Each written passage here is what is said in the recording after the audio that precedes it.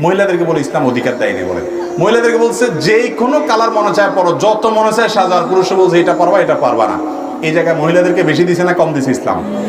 তাহলে আপনি যখন দেখবেন বিভিন্ন জায়গায় ইসলাম কিভাবে মহিলাদেরকে অধিকার দিছে, কোরআনে কারিমে একটা সূরা আছে, নাম হলো সূরায়ে নিসা। বিশাল বড় সূরা। সূরায়ে রিজাল বা পুরুষের নামে কোনো সূরা কোরআনে কিন্তু নাই।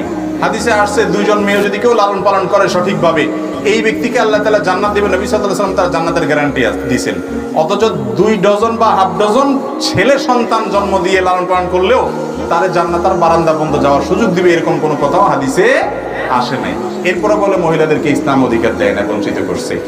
পুরুষকে বলছে তুমি নিজের খরচ দিবা, তোমার বাপের খরচ দিবা, শ্বশুর বাড়ি যেতে মিষ্টি কিনবা, বাপের বাড়ি যেতে ফল ফ্রুট কিনবা, ছেলে মেয়েটা দিবা, সবাইটা খরচ দিবা, তুমি পাইবা 2 টাকা। আর মেয়েকে বলছে তুমি তোমার নিজের শ্বশুর বাড়ি যাইতেও তোমার স্বামী কিনবে, তুমি দাঁড়ায় থাকবা শুধু হনহনায়া।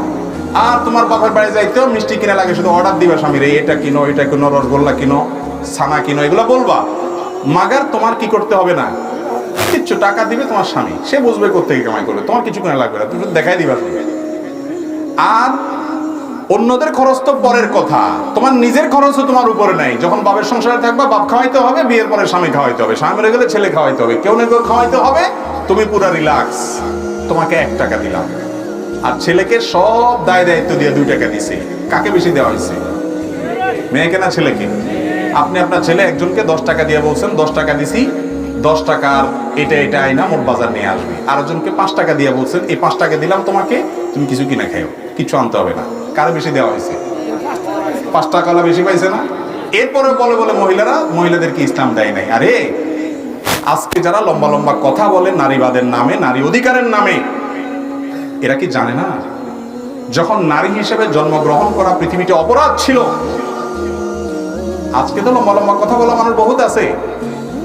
নিজের বাপ যখন নিজের কন্যা সন্তানকে জীবন্ত কবরস্থ করত, সেই অসভ্য সমাজ ব্যবস্থাকে ভেঙে চুরমার করে নারী জন্ম দেওয়ার কারণে, নারীকে সঠিকভাবে লালন পালন, মেয়েকে সঠিকভাবে লালন পালনের কারণে জান্নাতের গ্যারান্টি দিয়ে নবী করিম সাল্লাল্লাহু আলাইহি ওয়াসাল্লাম মেয়েদের মর্যাদা দিয়েছেন, হাজারো মর্যাদার বর্ণনা করেছেন।